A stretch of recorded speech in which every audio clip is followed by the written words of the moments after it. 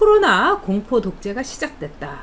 뭐 어제도 말씀드렸지만 이 문재인이 이렇게 얘기하는 거 오늘 여러분들도 다 이제 읽으시면서 헉헉 하면서 기가 막히셨을 겁니다.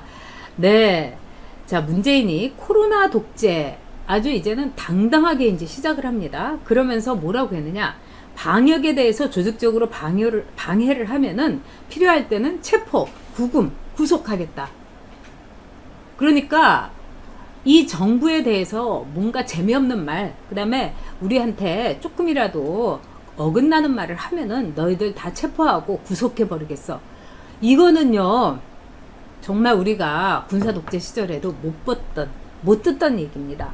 그러면서 엄정한 법 집행을 보여달라. 이러면서 오늘 방역대책회의에서 엄포를 놨습니다. 정말 우리 국민들을 개, 돼지 취급한 게 아닌가 그런 생각이 듭니다. 아주 신속하고 선제적이고 단호하게 출입 통제, 모임, 집합 금지, 모조리 행정조사하라. 여기서 그치지 않았습니다, 여러분. 그 다음에 경찰과 중앙정부는 모조리 여기에 대해서 뒷받침해라. 그리고 뭐라고 했습니까? 공권력을 최대화해라. 그동안 대한민국의 공권력을 조롱하고 비웃고 무력화시키기 위해서 애쓴 게 누구였습니까? 바로 저 좌파들이었습니다. 문재인 패거리들이었습니다. 뭐 백남기 이 농민도 아니죠. 이 양반 운동 가지 않습니까? 근데 서양 같으면 물대포 아니라 모를 쏠 수도 있는 얼마나 많이 경고를 했습니까? 물러가라. 그런데도 거기서 정말 물대포 나한테 쏴라 하고 이렇게 저항을 했는데 그러면 당장 문재인 식으로 하면은 백남기 노인도 그 자리에서 얼른 잡아갖고 체포하고 구금하고 법정 최고형을 때려야 되는 거 아닙니까? 그런데 백남기 노인 장례를 그렇게 치르고 뭐 농민이다 뭐 이래가면서 전문적인 이 사람은 운동가였습니다. 그런데 이렇게 공권력을 비웃고 무력화했던 것들이 공권력을 최대화하라. 와, 정말 너무너무 무섭고 끔찍한 일이었습니다. 네, 우리 리사님께서 답답한 마음에 광화문 나가신 분들 수고하셨습니다. 아휴, 정말 네, 저도 그랬습니다. 자, 그 다음에 또 우리 러브 하와이님, 네, 우리 러브 하와이님은 우리 여옥대첩회 원조 멤버이십니다. 전염병 법정 최고형 1호는 문재인이다. 네, 아주 팩트를 확실하게 정리해 주셨습니다. 진짜 전염병의 최고 말하자면은 법정 최고형을 받아야 될 사람은 문재인입니다. 여러분 오늘 8월 21일이에요. 근데 8월 21일 사흘 전에 8월 17일을 공휴일로 만들어가지고 놀러가세요, 외식하세요, 같이 모여가지고 뭐 물놀이 하세요. 이런 사람이 누굽니까, 여러분? 바로 문재인이에요.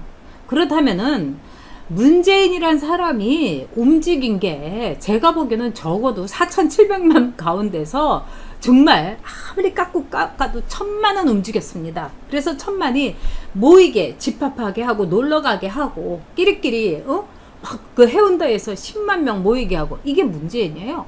그러면 K방역이라고 지입으로 떠들고 지입으로 자화자찬했던 이 코로나에 대해서 방역을 제일 방해한 사람이 누굽니까?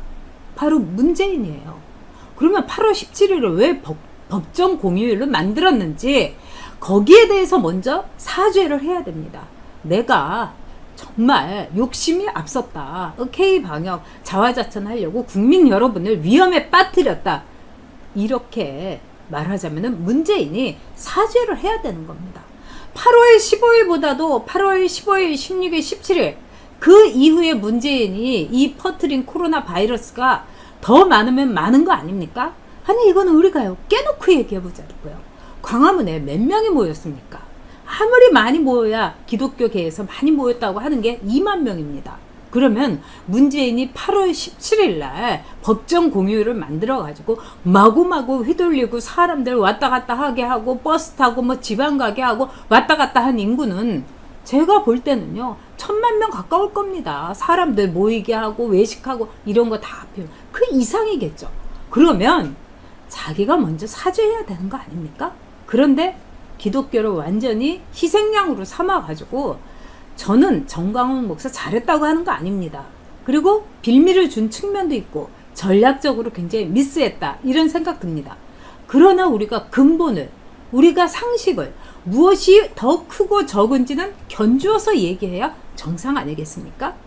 자, 그런 점에서 정말 이 나라가 이렇게 암울하고 이렇게 나쁜 사악한 무리들에게 이 나라가 휘둘린다는 게 정말 이해할 수가 없습니다. 네.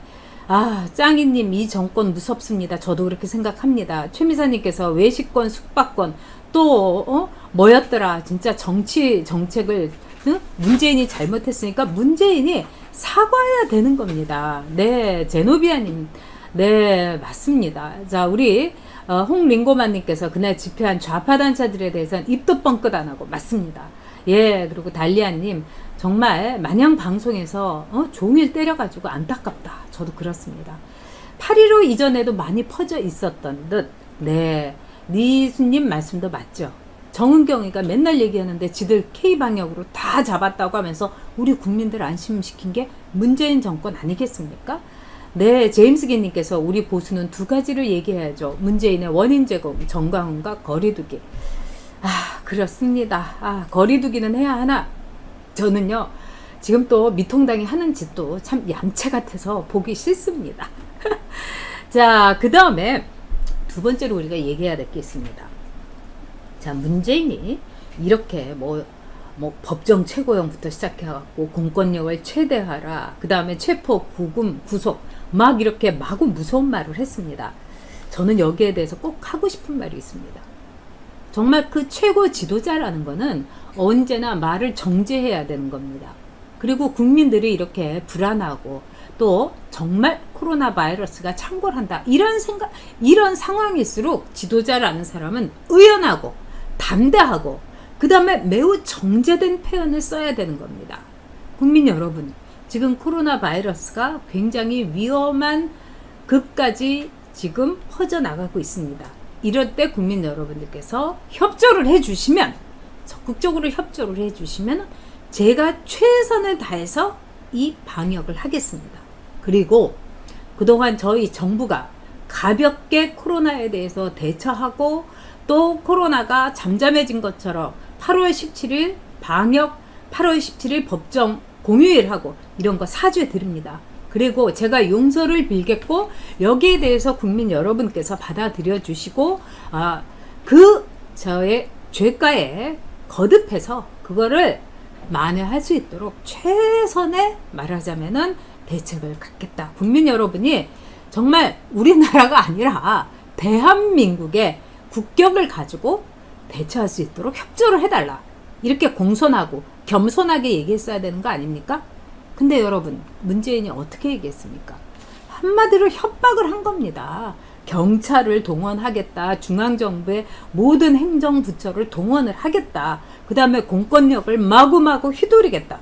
이거는 우리에게 공포를, 우리에게 협박을, 우리에게 겁박을 한 거 아니겠습니까? 이 일은 자기가 다 그르쳐 놓고서 8월 17일 날 법정 공휴일을 만든 문재인이 코로나에 더 많은 해를 끼쳤습니까? 아니면은 그 이틀 전인 8월 15일에 광화문에서 교인들하고, 물론 잘했다는 거 아닙니다만, 정광훈이 더 코로나에 해를 끼쳤습니까? 이거는 견주어 보면은 금방 나오는 답 아닙니까? 여기에서 문재인은 사죄하지도 않았습니다. 잘못도 인정하지 않았습니다. 그러면서 문재인은 방역에 조직적인 방해를 한 세력들, 필요하면 체포하겠다, 구금하겠다, 구속시키겠다. 그러면서 엄정한 법 집행을 보여달라. 와, 이렇게 뻔뻔스럽고, 그 다음에 우리 국민에 대해서 이런 협박과 이런, 말하자면은 무시무시한 겁박을 한 그 어떤 대통령 없습니다. 이거는요, 북한의 김정은이나 아니면은요, 차우세스크라든가, 네? 그리고 그 기막힌 남미의 독재자들, 이런 사람들 아니면은 이렇게 안 합니다. 그러면서 단호하게 출입 통제를 해달라. 신속하고 선제적으로 모임, 집회 다 금지시켜달라. 그리고 여기에 대해서 제대로 안 하면 다 모조리 행정조사를 해라. 다 붙잡아 가겠고, 다 체포하겠고, 다 구치소로 집어쳐넣겠다는 그런 횡포, 그런 폭언 아니겠습니까? 아니 어떻게 우리 대한민국 국민들한테 이럴 수가 있단 말입니까?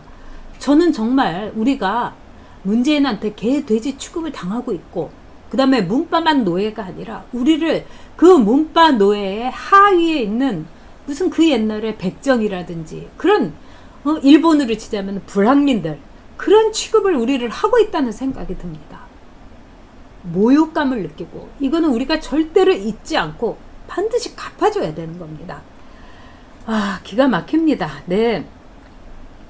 자, 우리 배형준님께서 네, 사죄를 할 줄은 몰라요. 문재인은. 맞습니다. 우리 형준님도 정말 일본에서 나라 국정 그 더운 교토에서 하고 계십니다. 네, 정말 팩트가 중요한 게 아니니까요. 개노담 느그이니님 맞습니다. 팩트가 중요한 게 아니죠. 뭐든지 저희들에게 유리하게 자기네들의 권력을 마구 휘두를 수 있는 근거로 삼으면 오케이인 거죠. 네, 우리 느티나무님께서 슈퍼챗으로 후원해 주셨습니다. 지난번에도 매우 감사하게 방송을 좋은 방송 만드는데 알뜰하게 썼습니다. 느티나무님 감사합니다. 네, 마테오님 언제 끝날까 이 소대가리. 네, 정말 삶은 소대가리 정권 빨리 끝내야 되겠습니다.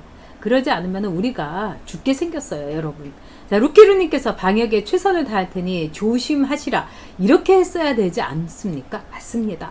매우 정제되고 매우 공손하고 그 다음에 겸손하고 그 다음에 자기가 잘못한 데 대해서 솔직하게 국민들의 이해를 구해야 되는데, 잘못은 자기가 해놓고서 국민들을 이렇게 협박을 하고 폭언을 하고 오만방자하고, 저는 문재인의 이 발언을 듣고 정말 소름이 쫙 끼치고 너무너무 화가 났습니다, 여러분. 자, 채연님께서 정은경 그 본부장이 이야기했던, 말하자면 8월 9월 굉장히 위험했다는 거, 변형 코로나 온다는 거 우리 모두 기억하고 있는 거죠. 네. 자, 홍링고만 본질적으로 정부의 잘못이지만 정광훈 목사는 저들에게 멱살을 내준 죄죠. 우파 리더십이 이제 그만 삽질했으면 합니다. 네, 우리가 이런 생각 물론 하고 있습니다. 정말 우리가 전략적으로 저 사람들의 그 두뇌, 전략, 그 사악함, 이거를 늘 읽어가면서 우리가 대처해야 된다는 그런 생각이 듭니다. 자, 정말 이 창님께서 오늘의 촌철살인입니다. 북한에 살고 있는 느낌입니다. 저도 그렇습니다. 이게 무슨 김정은이도 이렇게 폭언은 하지 않을까? 않지 않겠는가? 김정은이보다 더 하다는 생각이 듭니다. 적어도 북한에서 김정은이는 자기가 이번에 경제 문제에 있어서 실책했다는 거에 대해서 인정을 했다고 그러지 않습니까? 도대체 문제는 뭡니까? 참. 우주건객님, 부정선거 지우려고 온갖 수단 다 쓰고 있다. 이 마테오님, 조금은 수상해. 갑자기 확 코로나. 이거 우리 우파들의 무슨 표어로 해야 되겠습니다. 조금은 수상해. 갑자기 코로나. 확. 네. 자, 박영민님, 깡패다. 정말 조폭 정권이 아닌가. 그래서 결국 문재인 정권은 이 코로나를 가지고 이제 한 끗 잡았다. 이렇게 생각을 할 겁니다. 그리고 코로나에 대해서 사람들이 불안해하고, 이번 코로나에 대해서 지난번 1차보다도 이번 2차가 상당히 더 위험하다. 우리 국민들이 80%가 그렇게 느낀다는 겁니다. 그리고 문재인 지지율이 삽시간에 8%나 올라갔고, 그 다음에 더듬어 추행당도 지지율이 올라갔어요. 이거는 국민들에 대해서 정말 불안에 떨고 공포 분위기를 주입시키니까 그야말로 나벽 특집을 틀어주고 있는 거 아니겠습니까? 저는 텔레비전을 잘 안 봅니다만 저희 어머니께서는 이제 어르신이고 그러니까 낙이 없으시니까 하루 종일 텔레비전을 보시는 거예요. 그래서 어쩌다가 이제 어머님 방에 이렇게 들어가서 제가 청소를 해드린다거나 이렇게 보면은 그 텔레비전에서 나오는 거를 보면 무시무시합니다. 그래서 저희 어머니는 꼼짝도 못 하세요. 큰일 났다고 생각을 하셔서. 근데 대부분의 우리 국민들이 텔레비전의 정보에 의지합니다. 그리고 음식점을 가건 또는 버스를 타건 간에 다 버스 안에서는 무조건 TBS 틀어놓죠. 또 음식점에 가면은 뭐 YTN 뭐 이런 KBS 뭐 이런 거 나오죠. 그러면 사람들이 거기에 그냥 큰일 났나 보다. 그래서 자기가 그 텔레비전을요 주의 깊게 보지 않더라도 텔레비전이라는 거는 마셜 맥루한이 얘기한 한미디어입니다. 그래서 한미디어는 본인의 노력이라든가 본인의 말하자면은 의지가 없더라도 그냥 마구 주입되는 거예요. 시청각으로 그냥 확 그냥 나는 시청각도 준비하지 않고 멍하니 보고 있을 뿐인데 막 청각으로 시각으로 마구마구 그냥 주입시키는 겁니다. 그래서 텔레비전이라는 거에 대해서 마샬 맥란이 이런 얘기를 했어요. 어린아이가 태어났을 때 그 방 안에 어린아이를 이렇게 돌보는 방 안에 텔레비전이 있다면 이미 그 아이는 텔레비전의 영향력을 받고 있는 거다. 그러니까 우리가 잔상이라는 것처럼 마구마구 지나가다가 뭐 코로나 뭐 오늘 뭐 300명 뭐 정광훈 목사가 진짜 그 바이러스 뭐 이런 식으로 막 이렇게 주입을 하면은 이렇게 하면서도 우리의 눈과 귀에는 그게 각인이 된다는 겁니다. 그러니까 바로 그런 효과를, 즉 동물 농장에 그 빅브라더처럼 온 국민을 지금 감시하고 그러면서 이 온 국민들을 완전히 휘두르고 세뇌시키고 이런 정권으로서 문재인 정권이 코로나를 확실하게 이용하고 있는 것이 아닌가 정말 무섭다는 생각이 듭니다. 네. 정말 이 형주님께서는 일본에 계셔서 모르시는데요. 그 방송을 보면은요, 저는 버스를 이제 자주 타는데 버스에서 이렇게 보면은요 무조건 TBS 틀어놓고 있어요. 그럼 그걸 볼 때마다 제가 참 기분이 나쁩니다. 그리고 밑에 자막 같은 걸 보면은 저는 이제 방송 출신이니까 자막을 뽑은 것도 꼭 정부 쪽으로 유리하게 뭐 집 한 채, 예를 들면 박원순이가 그 극단적인 선택을 할 때 집 한 채 남기지 않고 박원순 시장 뭐 저 세상으로 가. 뭐 이런 게 막 그 제목으로 뽑힌 거예요. 그럼 거기에서 가치 판단이 들어가 있는 제목인 거죠. 그냥, 박원순 저 세상으로 가. 박원순 성추행으로 극단적인 선택해. 이게 정확한 제목이고 가치가 들어있지 않은 겁니다. 근데 집 한 채 남기지 않은 박원순 저 세상으로 가. 이게 뭡니까, 여러분? 바로 이런 거를 노리는 거다. 이렇게 볼 수 있는 거죠.